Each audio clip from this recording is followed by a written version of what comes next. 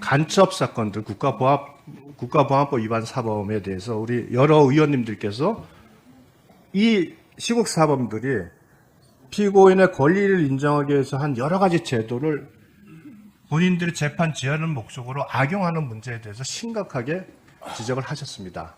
물론 그건 뭐 일반적인 그 사회주의자들, 그 좌파들이 민주주의의 제도를 이용하는 아주 대표적인 행태입니다. 사전 투표제와 관련돼서 아까 그 법조문을 다 보셨죠? 예, 맞습니다. 그러면 법률에 규정된 내용은 날인을 해야 한다라고 규정이 되어 있습니다. 근데 규칙에서 인쇄할 수 있다고 이렇게 규정을 바꿨습니다. 우리가 이제 이 규칙은 그 법률의 하위 규정으로서 규정된 거지 않습니까? 이게 위임의 범위를 벗어난 겁니까? 아닙니까? 그 부분은 좀 구체적인 해석이 필요한 문제이고 나중에 구체적인 사건이 될 수도 네. 있는 거여서 좀 조심스럽습니다. 저는 이렇게 생각합니다. 대법원에서 그 규정을 헌재랑 규정을 유효하게 인정한 것은 만일 거기서 그 규정에 따른 날인이 무효라고 판단하는 순간 그 선거 자체가 전체가 다 서전 선거의 효율이 부정되기 때문에 할 수 없이 구체적 타당성 때문에 유효를 인정한 거라고 저는 이렇게 봅니다. 그것이 그 시행 규칙이 위임의 범위를 벗어나지 않았다고 보기는 굉장히 어렵습니다. 왜냐하면 거기 명확하게 날인을 한다라고 돼 있고 거기에서 그 이외의 부분에 대한 해석의 여지가 없었기 때문에 그 하위 규정에서는 날인의 방식에 대해서는 규정할 수 있지만 날인 이외의 인쇄를 규정할 수는 없습니다. 그런 면에서 선관위에서 단지 그 대법원 판례나 헌법재판소에서 하는 결정이 왜 그런 결정이 났는 근본적 이유는 생각하지 않고 본인들의 업무 편의를 위해서 그렇게 그 규정 개정에 대해서 반대하고 있다. 저는 이런 입장을 가지고 있고 저희 당에서도 그런 입장 하에서 사실은 선관위에 그 관련 규정의 개정을 요구한 겁니다.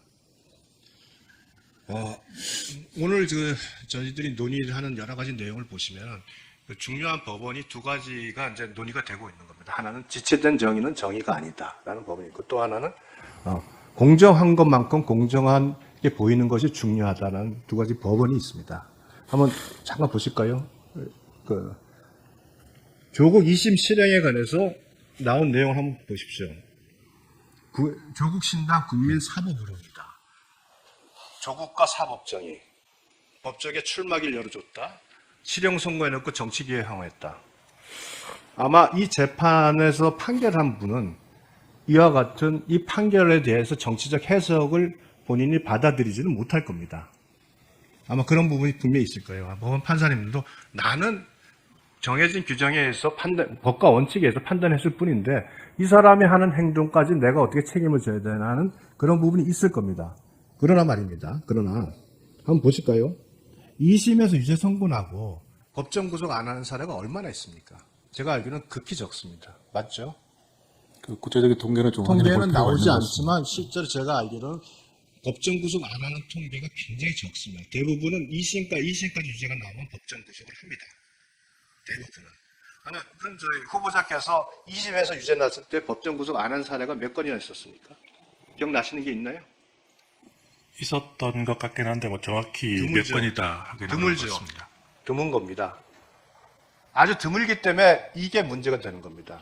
또한 또 하나 이 법적으로 문제되는 게 조국 씨는 여기 재판부도 이렇게 했습니다. 원심과 이 법원에서 자신의 범행을 인정하거나 잘못을 반성하는 태도를 보이지 않았다고 본인이 명백히 인정을 했습니다. 자, 이런 사람이 증거인멸의 우려가 있고 도주의 우려가 있다고 판단하지 않습니까? 통상? 그죠? 법원이 법률적 판단을 할 때 증거인멸이나 도주의 우려가 있다고 판단을 어떻게 합니까? 범죄를 부인하고 반성하지 않으면 그렇게 판단하는 겁니다. 근데 이렇게 해놓고 방어권 보장이라는 이유 그거를 가지고 불구속을 해버렸어요. 그래서 바로 조국 씨가 나와서 그 다음에 나온 게 법률적이 아니라 비법률적 방식으로 자신의 명예를 회복하겠다고 하면서 국민적으로 엄청난 비난을 받고 조국 신당을 창당을 했습니다. 지금 담당 재판부는 이 판결에 대한 정치적 해석에 대해서는 불편할지 몰라도 담당 재판부가 이 판결을 하면서 결정한 내용에 대해서는 비판받을 수밖에 없는 부분이 있습니다. 이 부분에 대해서 인식을 공유를 하셔야 된다는 거예요. 여기서 공정한 외관이라는 것이 그래서 중요한 겁니다. 이 판결을 유죄냐 무죄냐를 잘했다 잘못했다는 제가 판단할 수는 없어요. 당사자 다르요. 그러나 유죄로 판단했다면 거기에 갖는 객관적 기준에 맞는 판결을 해주고 결정을 해줘야 되는 겁니다. 두 번째로 하나 물어볼게요. 간첩 사건들, 국가보안법 위반 사범에 대해서 우리 여러 의원님들께서 이 시국 사범들이 피고인의 권리를 인정하기 위해서 한 여러 가지 제도를 본인들의 재판 지연을 목적으로 악용하는 문제에 대해서 심각하게 지적을 하셨습니다. 물론 그거는 뭐 일반적인 그 사회주의자들, 그 좌파들이 민주주의의 제도를 이용하는 아주 대표적인 행태입니다. 그럼 이 부분에 대해서 이제 여러 가지 답변을 하셨지만 입법적인 조치가 필요하셨고 특히 이제 구속기간의 연장 또는 뭐 구속기간의 정지 이런 부분을 말씀을 하셨습니다. 제도적 보완이 필요한다는 부분에 공감을 하셨죠? 예, 그렇습니다. 예. 이 부분에 대해서 보면 법관의 기피 신청, 공소장 변경, 피고인의 질병 등의 사유로 공판 절차가 정지될 때는 구속기간에 포함되지 않게 되어 있습니다. 그죠? 예, 그렇습니다. 예, 형사소송법 92조에 되어 있습니다. 그러나 이 규정을 알기 때문에 이 시국사범들이 국민참여재판 신청, 보석 청구, 위헌법률 심판 제청, 재판 관할 이전 신청 이와 같은 여러 가지 제도를 이용해서 끊임없이 재판을 지연하고 결국은 전 세계에는 드문 6개월의 구속기간이란 그 구속기간의 제한을 이용해서 대부분 보석으로 나와서 재판을 받고 있습니다. 그러다 보니까 그런 사람들이 나중에 결국은 뭐 또 다른 그 시국사범과 연계가 되거나 최근에 문제된 그 위성정당, 민주당 위성정당에 그 소속된 사람이 참여하는 이런 사태까지 오는데요.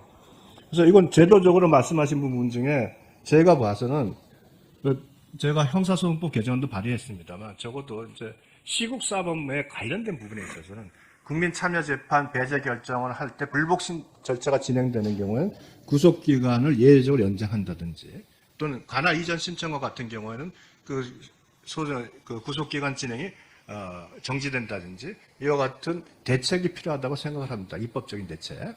이 부분에 대해서 우리 후보자의 생각은 어떠신가요? 전반적으로 위원님께서 말씀하신 취지에 충분히 유념하고 말씀해 주신 그 사항들에 관해서도 신중하게 검토할 필요가 있다고 생각이 됩니다. 네. 앞으로 후보자께 국민들이 많은 기대를 할 겁니다. 특히 이제 대법원의 재판이 과거에 판결 내용을 가지고 비판받으니 어떤 시대가 지난 문재인 정부 5년간 판결 내용 자체를 비난받는 시대로 바뀌었습니다. 그거 잘 아시잖아요.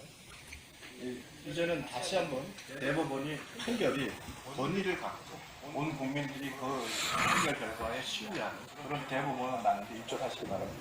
예, 잘 명심하겠습니다.